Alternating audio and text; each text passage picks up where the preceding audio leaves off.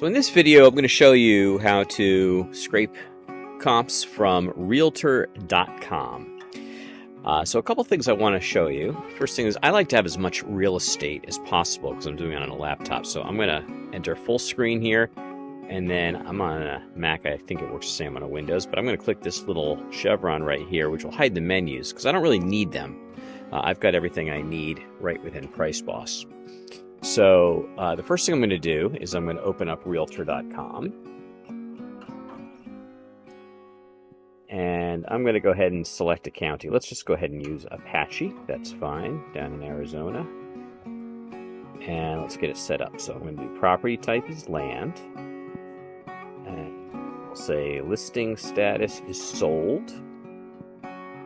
And that gives us 225. That's fine. Now, with this tab, you'll be able to get up to, I believe, 336. It's either 300 or 336. It's right around there. It's a lot of comps.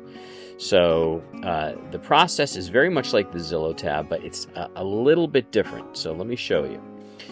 The first thing I'm going to do is I'm going to just capture the URL right here. So I'm just going to copy it. That's Command-C on a Mac or Control-C on a Windows. And I'm going to populate it right here into the URL. Now, I need to bring in each of the individual pages still on top of that. So what I'm going to do is I'm just going to click here in the white space to just make sure nothing is selected. And I'm just going to say Command-A and Command-C to copy. And I'm going to populate it in this first row in the yellow tab. And there it is. 246 looks about right. So now I'm going to go to page 2. Now there's two ways to do this. One way is I can just scroll down and I can click on 2 and it'll take me to the second page. But I'm going to show you a quicker way because I really don't like all this scrolling. So what I'm going to do is I'm just going to come here to the end of the URL. I'm going to go to the right to unselect it. And I'm going to put /pg-2. And boom, that's going to give me page 2. I'm going to click in here to deselect everything, Command-A, Command-C, and populate it in. And I'm just going to keep doing this for all the pages. Now, all I have to do right now is just go to the end, and now instead of 2, it's going to be 3, page 3. And it makes life a whole lot easier. I'm going to click in here, Command-A, Command-C, and I'm going to paste it with a Command-V. And 2 clicks gets me to the end. Page 4, and Command-A, Command-C. I'm going to go through all of them. And there's 5.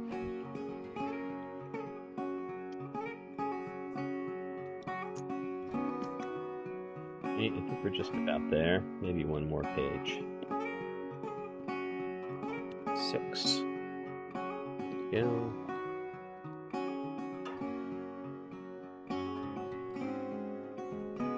can see up here I've got 225, and that's exactly how many I have. So this is the last page. Now notice if I kept going, if I went to page 7, it wouldn't give it to me. So it automatically will show you what the last page is.